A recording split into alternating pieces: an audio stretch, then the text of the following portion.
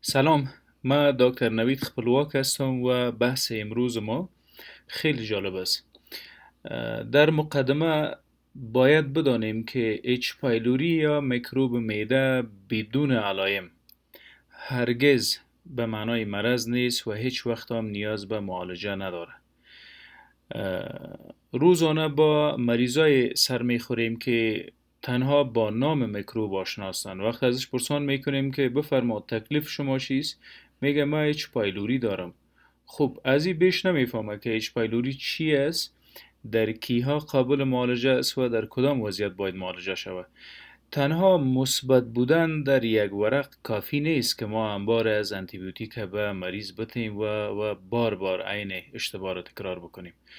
خب، در ادامه لکچر به تمام موضوعات زیربط میریم و بحث میکنیم.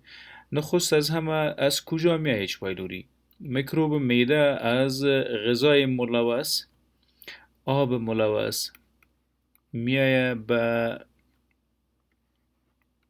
دهن و از دهن بالاخره خود انتقال میته به معده. آب ملوث و غذای ملوث با میکروب به نام اچ پایلوری، یک ساختمان اچ پایلوری است. اینا بالاخره از طریق مواد غذایی بلع شدن و خورد شدن میرسانه خود به معده. اگر توانست تیزاب معده را به درستی عبور کنه، میتونه دو بود خود تشکیل بده در جهاز هاضمه، یا هم پیتوژن سبب بروز تکلیف و عفونت معده میگردد، و یا هم بدون کدام مرض و علائم در معده زندگی کرده تا که بالاخره توسط سیستم دفاعی یا از بین برده شود و یا هم تا آخر عمر کدام تکلیف را به مریض نمی سازه. ساختمان معده را اگر مطالعه بکنیم از 4 لایه تشکیل شده. لایه های ساختمانی معده داخلیش یا اینر لیر به نام میکوزا یاد میشه. میکوزا حاوی حجرات اپیتیلیوم است یا حجرات سنگفرشی که روش گپ میزنیم. این میکوزاست. بالاتر از او لایه دیگه سب میکوزا نام داره. اینا لایه های یا انساج هستند که با هم یک جا شده و بالاخره عضلات معده را ساخته. بالاتر از او همون لایه قوی و عضلاتی معده است که مسکولار لیر نام داره، و آخرین لایه معده هم به نام سیروزا یاد میشه. یعنی ساختمان معده از 4 لایه، دیوال معده از این 4 لایه تشکیل شده و وظیفه از این هر لایه هم مشخص است. لایه بیرونی بیشتر محافظت معده را میکنه. مسکولار لیر یا لایه عضلاتی بیشتر در کنترکشن، تقلص یا هم ترایتوریل کنترکشن، یک نوع تقلص مخصوص معده است که برای مکس کردن غذا صورت میگیره، بیشتر توسط لایه عضلاتی صورت میگیره. در سب میکوزا غدوات معده یا گستریک گلندز موجود است که ترشحات مخصوص خود داره.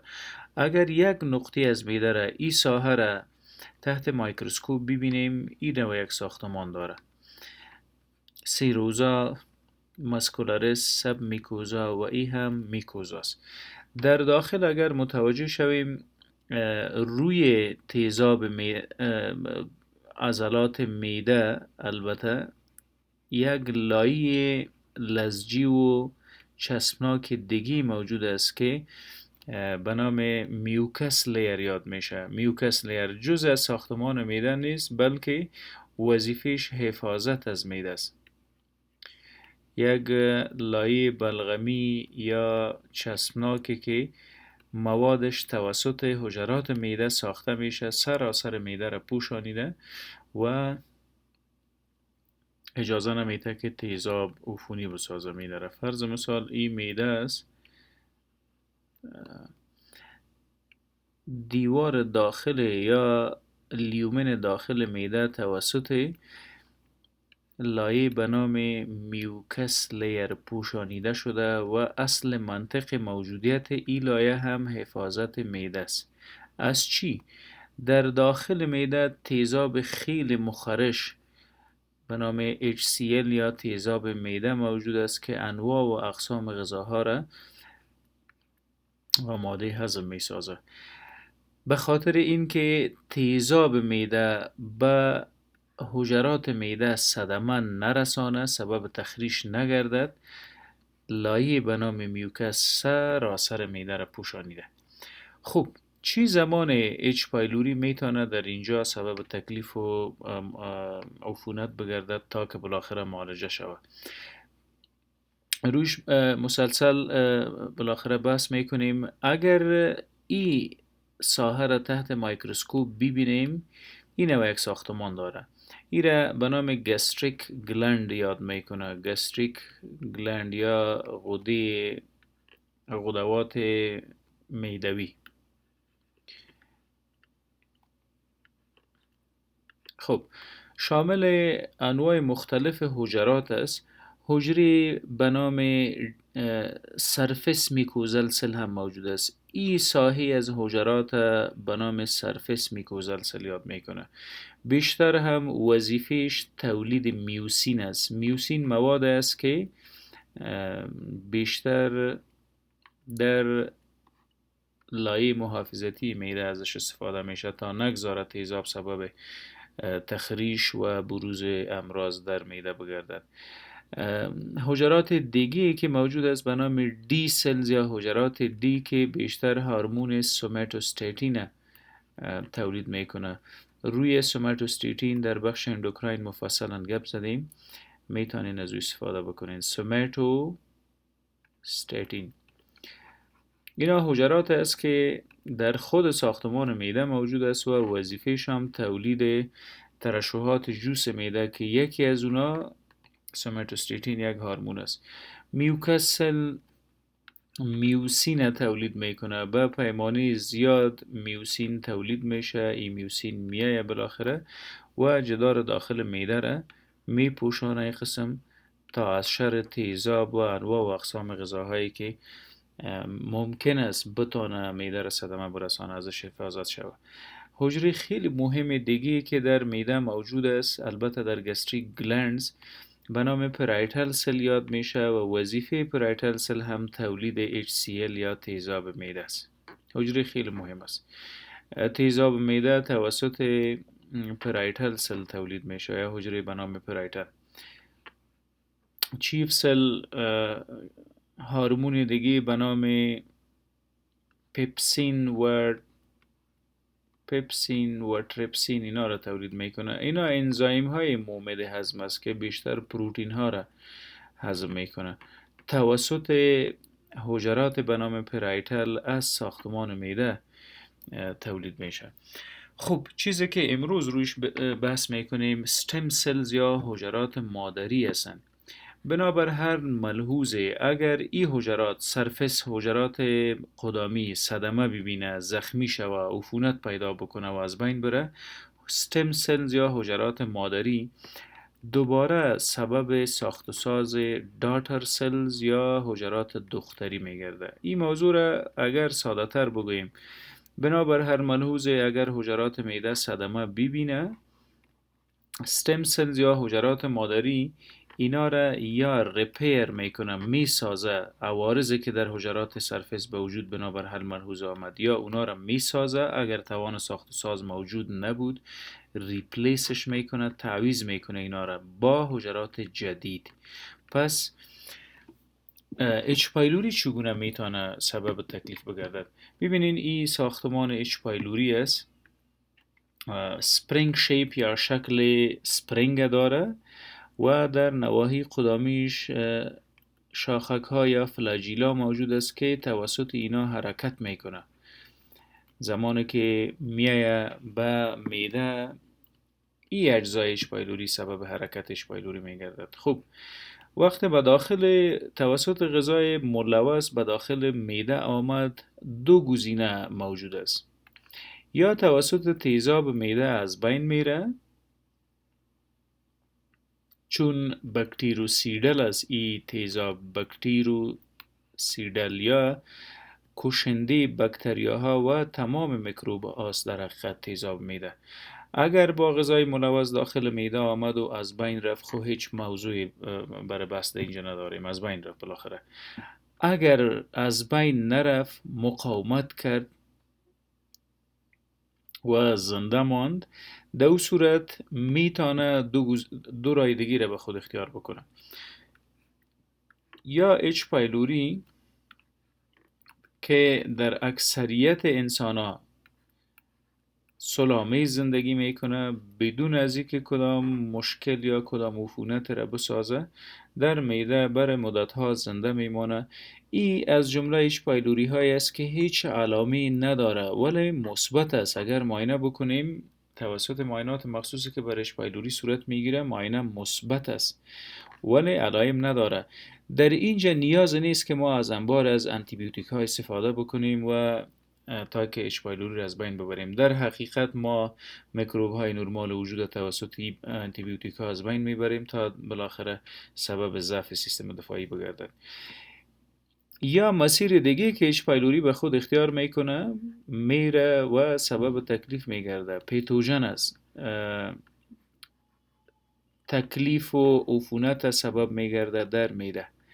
اگر اچ پایلوری آمد توسط همین شاخک های خود حرکت کرد و از خود انزیم به نام یوریز تولید کرد، یوریز هم سبب خنثی ساختن تیزاب شد، خلاصه بنا بر هر ملحوظ زنده ماند و لایه دفاعی معده را، البته این لایه را که رویش قبلا گپ زدین میوکس لیر یا اینی که غبار واره در این شکل دیده میشه، زنده ماند اچ پایلوری و این لایه را عبور کرد. زمانی که عبور کرد خود ای قسمی میرسانه به حجرات معده. اولین حجرات که تحت حملات اچ پایلوری قرار میگیره سرفس سلز یا حجرات قدامی است. خب چگونه؟ ببینین، ما اگر حجرات اپیتیلیوم اینجا رسم بکنیم، هر ای حجرات در بین خود سل جنکشن داره. سل جنکشن یا ارتباط بین دو حجره توسط ای سل جنکشن ها برقرار شده. اچ پایلوری میایه بین دو حجره خود جا به جا میسازه. فرضاً ای اچ پایلوری است، میایه و اول خود ده بین دو حجره جا به جا میسازه. مدت ها اینجا میماند تا بالاخره زمینه براش فراهم شود که تکثر یا گروت یا تولید مثل بکنه. هر موجود زنده با شمول اچ پایلوری گروت یا نمو داره. اگر اچ پایلوری از تیزاب معده زنده ماند و از لایه میوکس عبور کرد، خود به حجرات رساند، به اولین نقطه‌ای که خود میرسانه جنکشن بین دو حجره، اینجا جابجا میشه، تولید مثل میکنه، تعداد خود بیشتر میسازه و اچ پایلوری بالغ از خود مواد زهری به نام تاکسینز یا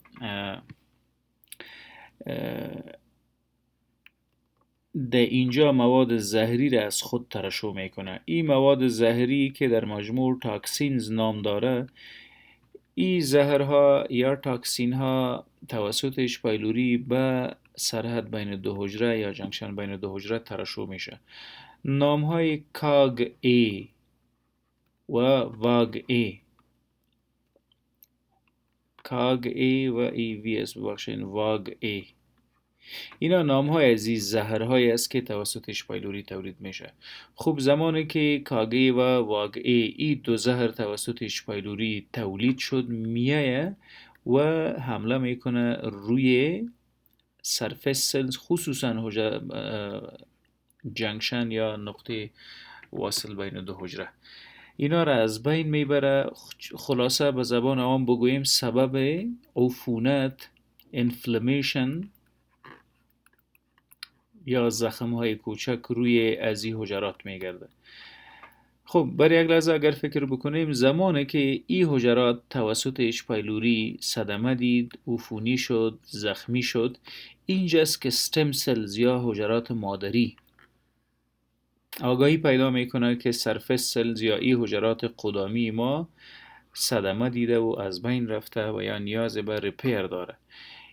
در اولین مرحله کوشش میکنه که ریپیر صورت بگیرد، نواقصی که در حجره توسط واگه و کاگه به وجود آمده اونا را بسازه، ولی ممکن نیست که یک حجره مرده را دوباره ستم سلز یا حجرات مادری زنده بسازه. بالاخره ریپلیسمنت یا حجرات جدید می سازه و این حجرات بالاخره میای حجرات سرفس یا حجرات خدامی را جاگزین میشن.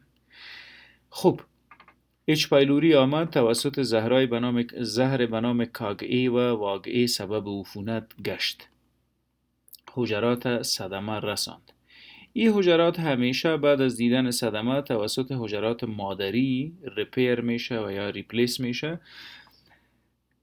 تنها اچ پایلوری هایی که بنابر هر ملحوظه بتوانند خود به ستم سلز یا حجرات مادری برسانه و اینجا را تحت اثر خود قرار بده، حجرات مادری یا ستم سلز، و سبب عفونت ازیا بگرده، در این صورت ممکن است که ما با زخم معده برخواسته از اچ پایلوری روبرو شویم و اینجاست که اچ پایلوری سبب بروز علائم میگرده. علائم چی است که بالاخره ما را میبره به طرف معالجه اچ پایلوری؟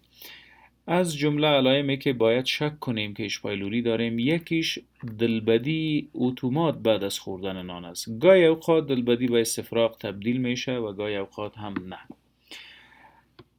اگر اچ پایلوری پیتوژن شد، سبب عفونت معده گشت، یکی از علائمی که مریض داره دلبدی، تهوع، اکثر اوقات خشکی دلبدی داره، در بعضها سبب وامیتینگ یا استفراغ میگرده.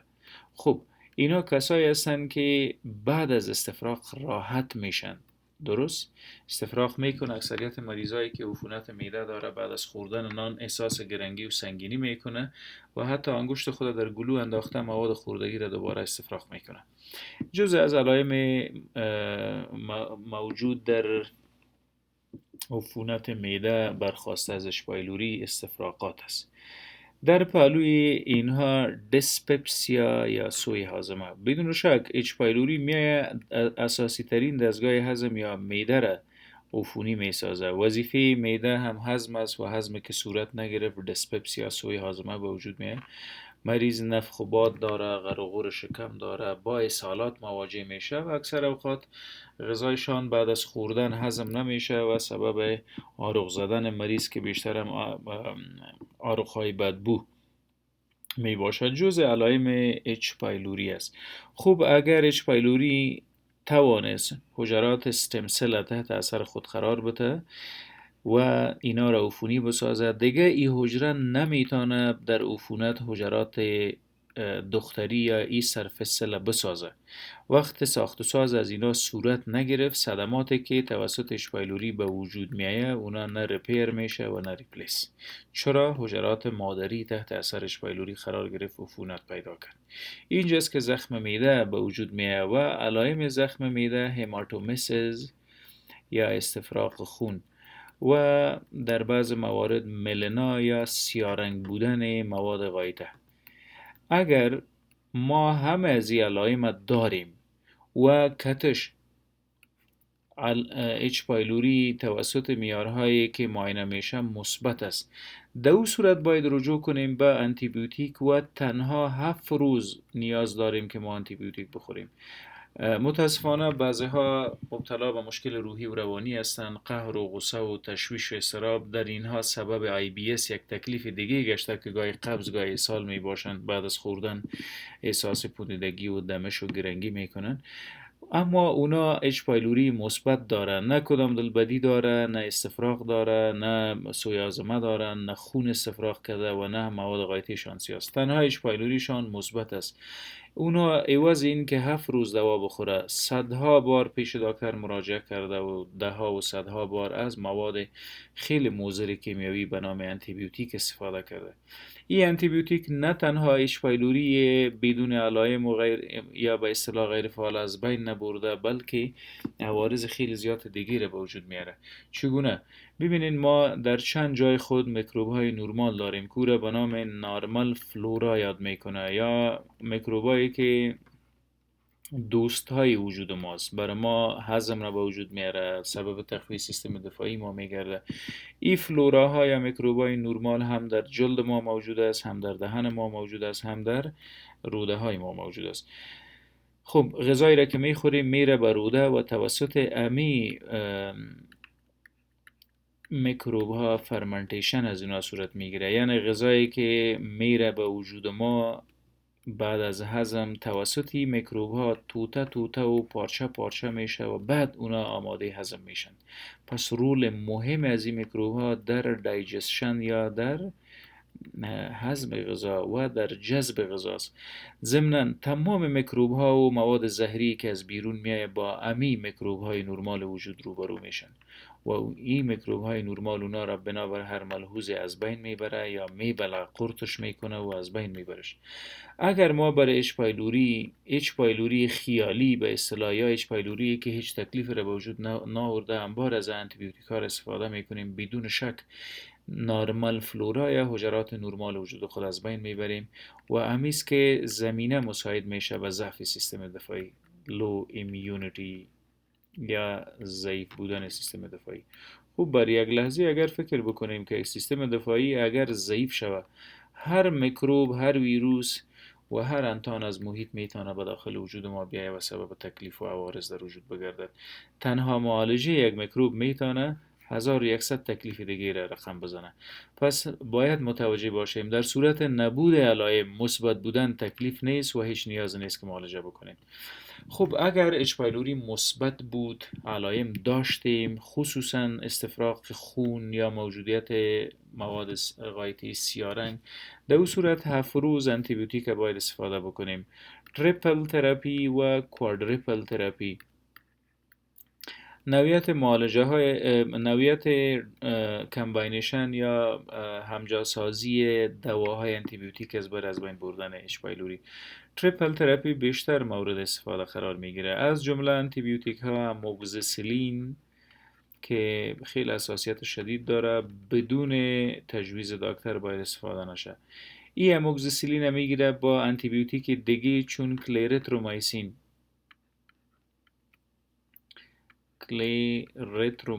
یک جا ساخته با پی پی آی یا ادویجات ضد تیزاب یک جا شده، برای مدت 7 روز برای ایرادیکیشن یا از بین بردن اچ پایلوری کافی است. هدف ما اینجا منفی ساختن معاینه یا ورق مریض نیست و اوش ربط هم نداره که منفی میشه یا نه. هدف ما تکمیل ای کورس آنتی بیوتیک است که بعد از خوردنش به شدت تکثر اچ پایلوری کم میشه. یکی همون وایرلنس فاکتور یا شدت تکثر و شدت بروز عفونت اچ پایلوری را کم میسازه. زمانی که کم شد، سیستم دفاعی خود ما قادر است که اچ پایلوری را توسط تیزاب موجود در معده از بین ببره، به شرط این که اچ پایلوری لایه اولی یا لایه دفاعی میوکس عبور نکرده باشه. ما با استفاده از یک کورس کوتاه مدت اچ پایلوری میتونیم وایرلنس یا مضر بودن اچ پایلوری را مهار بکنیم. ولی اگر هدف منفی ساختن یک ورق است که بیشتر هم توسط لب تکنیشن یا لابراتوارها بعد از مطالعه معاینه یا سمپل به مریض داده میشه، بحث کاملا جدا از فالس نگاتیو فالس پازیتیو دو بحث دیگه است که در نتیجه مثبت منفی داریم. بعضی ها مبتلا به اچ پایلوری هستن ولی معاینه میکنن اونا منفی است، هیچ چیزی نداره، اینا فالس نگاتیو است، منفی های غلط یا منفی های دروغی. بعضی ها اچ پایلوری ندارن ولی مثبت نشان میتن در بعض معاینات که اینا فالس پازیتیو است یا مثبت های غلط. با در نظر داشتی این نوع معاینه و علائم باید تصمیم بگیریم که به مریض آنتی بیوتیک بدهیم یا خیر. برای اچ پایلوری که تنها در ورق مثبت است و هیچ علائم هم در وجود نداریم، خوردن آنتی بیوتیک ضرر داره و از این باید اجتناب بکنیم. ممنون.